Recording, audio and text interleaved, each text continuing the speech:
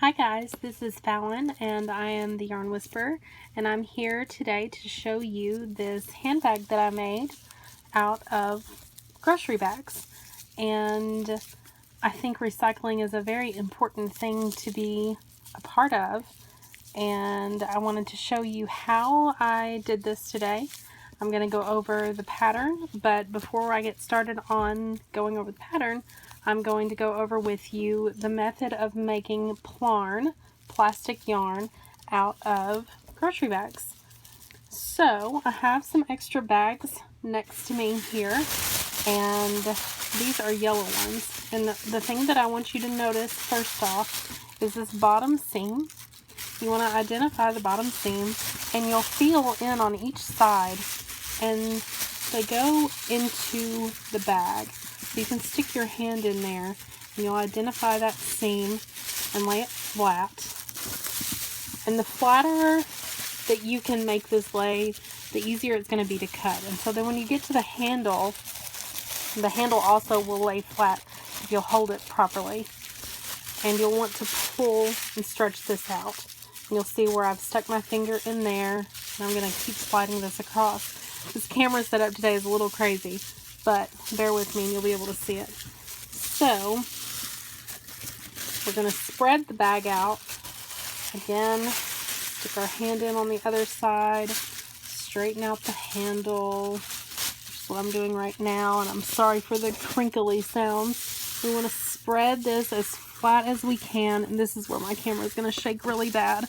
I actually have something sitting in my lap, and the camera is attached to it. So anyway, the next step that you want to do, so you have your grocery bag laid flat. This is the bottom of the grocery bag, and if you go up to this end, the handles are hanging off the edge of my little table here. So you want to fold it in half this way.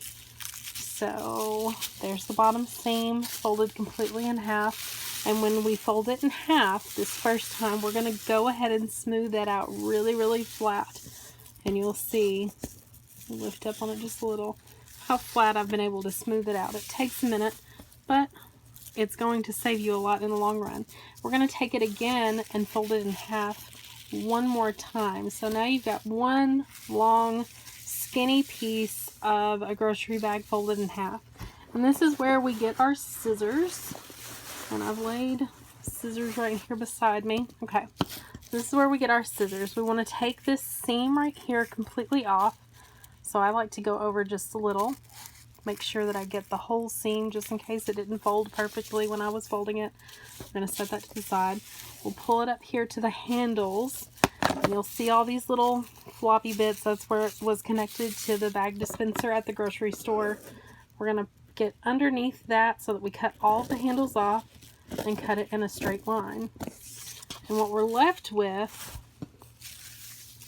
is this long piece that's been cut at both ends. So now what we want to do is we want to take this whole piece, we'll fold it in half. You don't even have to fold it in half. You can eyeball it. It doesn't have to be perfect. I want to cut that in half. So half for me is about right there. I'm going to go ahead and cut all the way half through there. Then we're left with a smaller piece. And then we're going to measure, eyeball it again. This is about half, so I'm going to cut it in half again. And then we're going to do it one more time. So now we're going to cut this last piece in half. And my cuts aren't perfect. They don't have to be perfect. Go ahead and go back to these other ones. Cut those in half. And then there's my other half of the half of the half. Cut that. Cut right down the middle. Cut right down the middle on this one. And then we have all of our pieces. And so now to join the Plarn, what we do is we unfold a chunk of this, and you're left with loops. And I'll stretch it all the way across. You're left with loops, big long loops like this. So you want to take two pieces, fold them out. This is going to be loop A, this will be loop B. You take loop A and put it through the bottom of loop B. Grab that, put your fingers through that loop that you made through it, and grab the rest of your Plarn right there. And you got to be kind of careful whenever you tug on this, because you don't want to pull it so hard that you rip it, because at this point it's still fairly fragile. It can be ripped in half fairly easily. So this makes a knot. Let's go over that one more time. I'm going to get another piece that I just cut. I think this is the hardest part for some people. They get kind of turned around on the loops. So we're going to take the loop of the new piece of Plarn through the loop of this working Plarn that I'm working on. We're going to go under, wrap it over, so you've got the big loop on the bottom, the little loop on the top that you pulled through. You're going to grab the whole big piece out from underneath and pull it through, and then it makes another knot. And so then you're left with all of this. And what I like to use, I got it sitting here beside me somewhere, my favorite size hook to use with Plarn is an 8mm hook. 8mm hook. This is what I use to make the bag that I showed you, and you can crochet with just like any other regular yarn. So you'll take it and make a slip knot on your hook, and it doesn't stretch the way regular yarn does, so you gotta kind of fiddle with it sometimes, but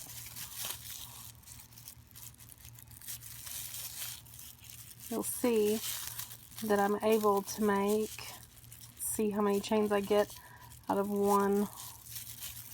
There's the knot that I'm coming up to on the first one. So that is 1, 2, 3, 4, wait, I lost count. 1, 2, 3, 4, 5 chains. 5 chains per loop of Plarn. And so what I did on the bag, I'll go ahead and pull this out because I'm not actually ready to use this just yet. What I did on the bag that I made, we'll start at the bottom here. I forget exactly how many that I chained. Let's see, 1, 2, 3, 4, 8, 9, 10, 11, 12. That feels about right. 12. I might have done 14 because this is kind of hard to see, because I'm thinking that right there, it's kind of hard to tell. Anyway, if you think about the way that you were to make a baby shoe, you chain whenever you start with the sole. This is kind of the same concept. You start with the sole and you chain the length, about the length that you want, knowing that you're going to make it just a little longer because it's going to get wider. And so then I made the bottom the width that I wanted it to be, which is about 3 or 4 inches in width, and then the length maybe a foot, maybe a little less than a foot. And I went around and around, increased on the ends just a little bit to give myself some room. And then when I got it to the size that I wanted it to be, I went ahead and did 1 row around where I only did single crochet in the back loops. And you'll see that's why I've got that edge on it that sticks out. So then I think I did a couple of rows where I slip stitched and chained up, and then what I decided was I wanted it to be a little bit more cohesive, so I started just single crocheting in the round, and I got 1, 2, 3, 4, 5, 6 rounds up. Then I did 2 rounds of double crochet, then I did 3 rounds of single crochet, 2 more rounds of double crochet, 3 rounds of single crochet, and then I picked the length. I have no idea how many chains that I made, but I stopped at the end, I slip stitched, and then I stopped, and then I chained out how long I wanted it to be for the strap. I connected it to the other side, made sure that I had it lined up neatly, and then I started, I slip stitched across, and then I double crocheted all the way down the strap. So this is nice, good, and sturdy. And it's funny because when you have Plarn in this way, just like this, it's so fragile. And you're thinking, gosh, if I start crocheting that into anything, it's not going to last. But surprisingly, this is so sturdy. It's got just a little bit of give to it, but it's sturdier than any acrylic purse that I've ever made that doesn't have a liner. So, I hope that you liked that. I hope that the camera wasn't too shaky. If you'd like to see more videos or if you have a special request, be sure to leave it in the comments below. Don't forget to like this video, subscribe, share it with your friends. Thank you so much for watching, and I will see you again on the next episode of The Yarn Whisperer. Bye!